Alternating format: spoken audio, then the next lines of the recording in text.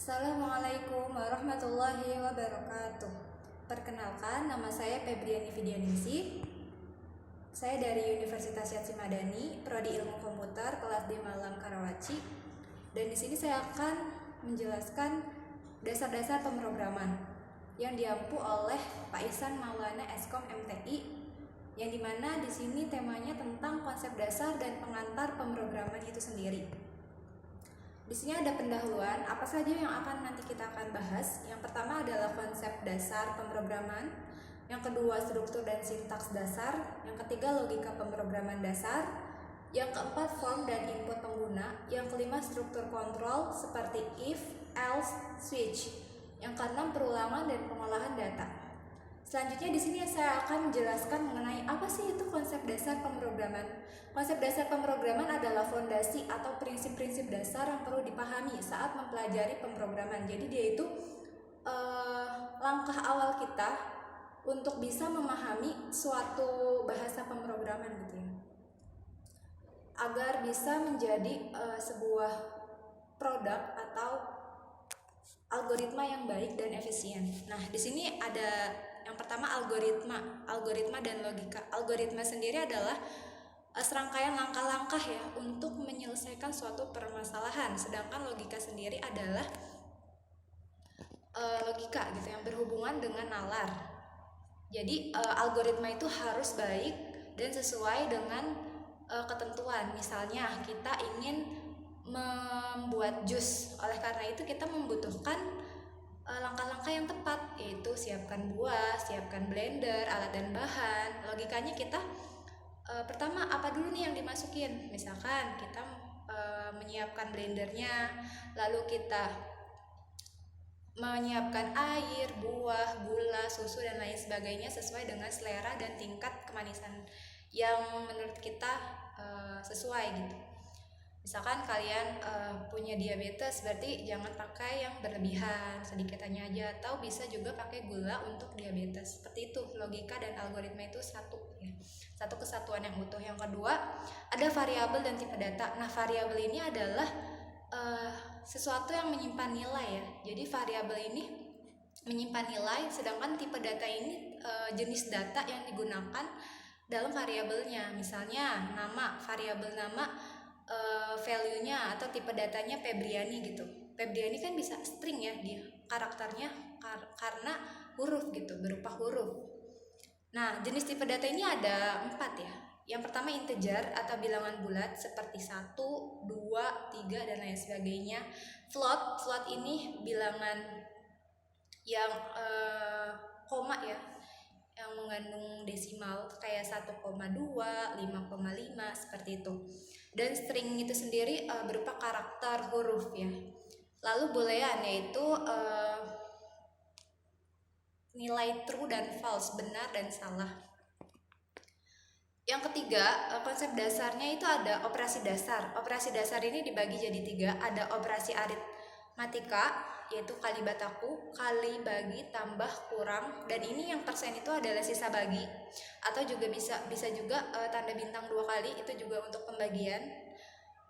Lalu garis miring kalian tahu kan, untuk pengurangan tanda bintang perkalian, penjumlahan tanda plus. Oke, selanjutnya ada operator operasi logika. Nah, operasi logika ini ada AND, gerbang AND, OR, NOT. Ya, selanjutnya operasi perbandingan. Nah, perbandingan ini untuk membandingkan 2 buah nilai.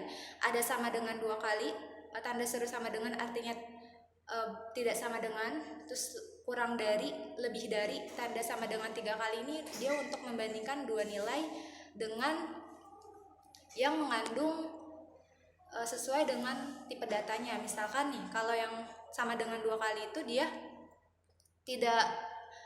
tidak berhubungan dengan tipe data, dia hanya membandingkan 2 nilai itu. Sedangkan kalau sama dengannya 3 kali, dia itu ketentuannya itu melihat tipe datanya.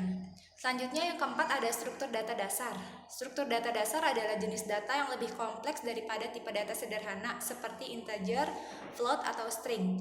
Struktur data ini memungkinkan kita untuk mengelola dan memanipulasi kumpulan data dengan lebih efisien di dalam Python. Ada beberapa tipe data kompleks yang digunakan, yaitu list, tuple, dictionary, dan set. Jadi struktur data dasar itu kayak kita makainya tipenya integer, float, string, terus dia pakainya itu yang umum digunakan tuh kayak list untuk mencantumkan berbagai nama. Kayak dalam array itu kan ada misalkan array buah, nah listnya itu kayak apel, nanas, anggur, dan lain sebagainya. Nah selanjutnya di sini mengapa penting bagi programmer pemula? Yang pertama penting ya, konsep dasar dan pengantar pemrograman itu penting banget, yaitu dengan menguasai konsep dasar, seorang pemula bisa mengembangkan kemampuan berpikir logis dan sistematis dalam memecahkan masalah. Jadi ketika kita sudah tahu nih algoritma dan logikanya, kita tuh bisa memecahkan sebuah permasalahan. Nah seperti itu. Yang kedua, konsep dasar pemrograman ini hampir sama ya, semua bahasa pemrograman baik Python dan lain sebagainya itu sama ya, PHP. Kalau kita logikanya sudah satu kesatuan, itu di bahasa pemrograman lain pun sama bisa diimplementasikan. Yang ketiga, memahami konsep dasar memungkinkan programmer menulis kode yang lebih efisien dan mudah dipahami. Betul banget ya. Ketika kita sudah tahu sintaksnya nih, kita sebagai seorang programmer kita tahu nih kalau algoritma yang baik adalah algoritma yang tidak berulang, atau codingan yang tidak berulang, yang tidak terjadi perulangan. Yang keempat adalah saat terjadi kesalahan dalam kode atau bug, pemahaman tentang konsep dasar memudahkan dalam menemukan dan memperbaiki kesalahan tersebut. Dan yang kelima, dengan dasar yang kuat, programmer pemula bisa lebih cepat berkembang ke tingkat yang lebih tinggi. Nah, selanjutnya di sini saya akan menjelaskan struktur dan sintaks dasar. Struktur dasar dan sintaks adalah komponen utama yang membentuk bahasa pemrograman. Mereka adalah aturan dan format yang digunakan untuk menulis kode agar komputer dapat memahami instruksi yang diberikan. Nah, struktur dasar ini ada baris ya. Ini dalam Python itu ada baris kode atau statement. Setiap baris kode di Python adalah sebuah pernyataan atau instruksi yang akan dieksekusi. Yang kedua ada identasi. Identasi ini Python menggunakan identasi atau spasi atau tab untuk menandai blok kode. Hal ini sangat penting terutama pada fungsi loop dan kondisi. Selanjutnya yang ketiga ada komentar. Nah komentar ini dalam Python tuh diawali dengan tanda pagar. Jadi dia itu untuk membuat catatan atau untuk kita tuh misalkan codingan itu untuk cara membuat looping. Nah itu bisa juga dijelaskan biar tidak lupa, oh ini fungsi apa nih, seperti itu. Jadi kita berikan komentar di dalamnya. Selanjutnya ada sintaks dasar Python. Nah sintaks dasarnya itu ada yang pertama ada variabel dan penugasan. Nah Python ini menggunakan tanda sama dengan untuk menyimpan nilai ke dalam variabel. Nah tadi seperti sebelumnya nama ya, variabel nama sama dengan Febriani. Nah itu menggunakan sama dengan untuk selanjutnya memberikan value yang diberikan, bisa karakter string, integer, float, dan lain sebagainya. Yang kedua ada fungsi print. Nah fungsi print ini digunakan untuk menampilkan output ke layar. Misalkan print, nanti saya akan menjelaskan contoh sederhananya. Selanjutnya ada fungsi dan pemanggilan dengan kata kunci def. Yang berikutnya ada percabangan, if, else. Ini elif ya, elif, else. Selanjutnya ada perulangan seperti for dan while. Nah, di sini yang tadi sudah saya jelaskan ya, sempat saya singgung tentang contoh sederhana yaitu print hello world. Ya, seperti ini ya teman-teman ya. Print hello world. Jadi print dalam kurung tanda petik 2 kali hello, word tanda seru, dan dia akan menampilkan output ke layar. Selanjutnya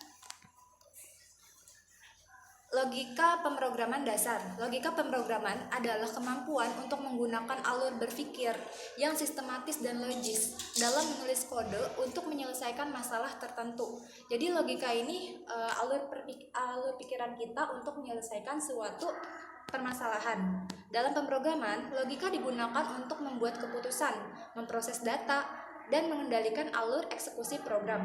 Mengapa sih logika pemrograman ini sangat penting? Nah, yang pertama ini karena logika ini membantu seorang programmer dalam menguraikan masalahnya menjadi langkah-langkah yang lebih kecil, yang lebih sederhana untuk diselesaikan.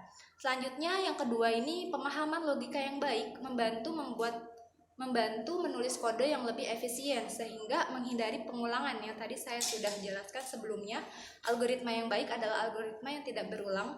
Selanjutnya yang ketiga adalah dengan logika, program dapat menentukan tindakan apa yang harus dilakukan berdasarkan kondisi tertentu. Nah, di sini ada contoh sederhananya ya teman-teman. Logika misalkan nih, umur sama dengan 25 tahun. Jika kita pakai perkondisian if umur lebih dari sama dengan 18 dan umur kurang dari sama dengan 20, maka print output yang ke layar adalah Anda memenuhi syarat untuk mengikuti acara. Jika kondisi tersebut tidak terpenuhi, maka blok kode else ini yang akan teroutput ke layar itu. Printnya Anda tidak memenuhi syarat. Karena di sini saya inputnya sama dengan umur sama dengan 25. Nah, kalau umur 25 berarti lebih ya. Dia lebih dari 18 tapi kurang dari 20. Berarti Anda memenuhi syarat untuk mengikuti acara. Oke, kode program sukses. Selanjutnya, di sini saya akan menjelaskan form dan input pengguna. Dalam pemrograman, form digunakan untuk mengumpulkan data dari pengguna. Cara membuat form sederhana di Python. Yang pertama menggunakan fungsi input. Fungsi ini memungkinkan kita meminta pengguna memasukkan data. Data yang diinputkan oleh pengguna akan disimpan ke dalam variabel. Nah, selanjutnya yang kedua ini mengolah input pengguna. Setelah mendapatkan input dari pengguna, kita bisa mengolah data tersebut dengan berbagai operasi seperti perhitungan, pengecekan kondisi, atau menampilkan hasil. Jadi form dan input pengguna ini ya tujuannya itu untuk mengumpulkan data dari pengguna ya teman-teman. Jadi kalian bisa pakai contoh sederhananya ini. Nah, kita pakai function input ya. Nama sama dengan input.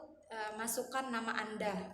Umur sama dengan input. Masukkan nama umur Anda. Itu tipe data ya untuk bilangan bulat. Pekerjaan input, masukkan pekerjaan Anda. Nah, kurang lebih seperti ini. Dan print ini untuk mencetak ya, mencetak output ke layar. Nah, di sini ada jika umur lebih dari 18, statusnya Anda sudah dewasa. Dan jika umur kurang dari 18, statusnya Anda masih di bawah umur. Nah, di sini saya udah memasukkan ya. Ketika kalian running itu pertama satu-satu dia. Jadi inputnya tuh satu-satu.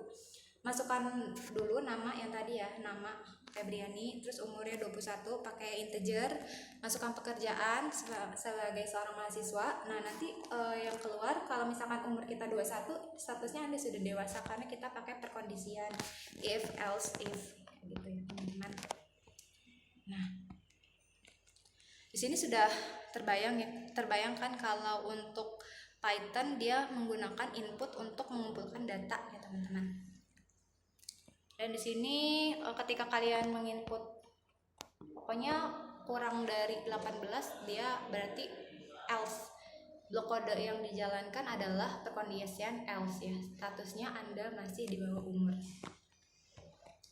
Selanjutnya di sini ada struktur kontrol if, else. Struktur kontrol adalah bagian penting dalam pemrograman yang memungkinkan program mengambil keputusan berdasarkan kondisi tertentu.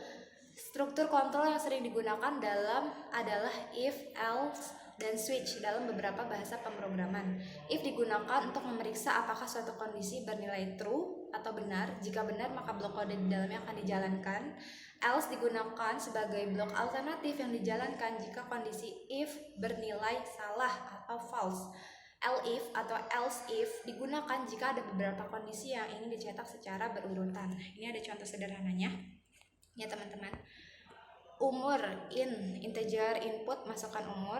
Nah, jika umur lebih dari 18, kurang dari 18, Anda masih di bawah umur. If umur lebih dari 18 dan umur kurang dari 60, Anda adalah orang dewasa. Else-nya Anda sudah lanjut usia. Nah, ini ada 3 kondisi ya. Ketika umur kalian tuh kurang dari 18, di bawah umur, ketika umur kalian lebih dari 18 tapi kurang dari 60 dewasa, dan ketika umur kalian tuh di atas 60 tahun dia akan else. Nah, di sini saya akan memasukkan umur, contohnya ini masukkan umur 11 ya, 11. Anda masih di bawah umur berarti. Kalau kita masukkan 61 berarti Anda lanjut usia. Nah, di sini ada switch ya. Switch di Python menggunakan dictionary dan atau match case. Di Python kita tidak memiliki switch seperti pada bahasa pemrograman C++ atau Java, namun kita bisa menggunakan match case atau dictionary. Nah, ini ya contohnya. Nah, match case ini digunakan untuk pengecekan berdasarkan pada pilihan. Ini nanti dicek nih. Inputnya kan pilih opsi 1, 2, 3. Terus setiap case ini memeriksa apakah nilai pilihan cocok dengan nilai tertentu 1, 2, 3. Jika tidak ada case yang cocok, maka case dijalankan sebagai default atau pilihan tidak valid. Di sini saya nulis memasukkan inputnya 1. Jadi Anda memilih opsi 1. Nah, di sini ada perulangan dan pengolahan data. Perulangan atau looping adalah struktur kontrol yang digunakan untuk mengulang eksekusi atau satu atau beberapa baris kode selama kondisi tertentu terpenuhi. Perulangan sangat berguna dalam pemrograman untuk mengolah data yang berulang atau bekerja dengan sekumpulan data seperti list, tuple, atau array. Dengan menggunakan perulangan, programmer bisa mengolah data yang berjumlah besar atau kompleks secara otomatis tanpa harus menulis kode berulang kali. Nah, ini untuk perulangan ya. Nah, sini contohnya kita pakai for loop. Mencetak angka 1 hingga 10, kita for i in range-nya 1,11, print-nya i. Jadi nanti dia akan print i ini 1 sampai 11. 1 sampai 10 ya mencetaknya. Nah, kita sudah di penghujung slide. Kurang dan lebihnya penjelasan saya mohon dimaafkan. Sekian dari saya. Wassalamualaikum warahmatullahi wabarakatuh. Terima kasih yang sudah menonton. Dadah.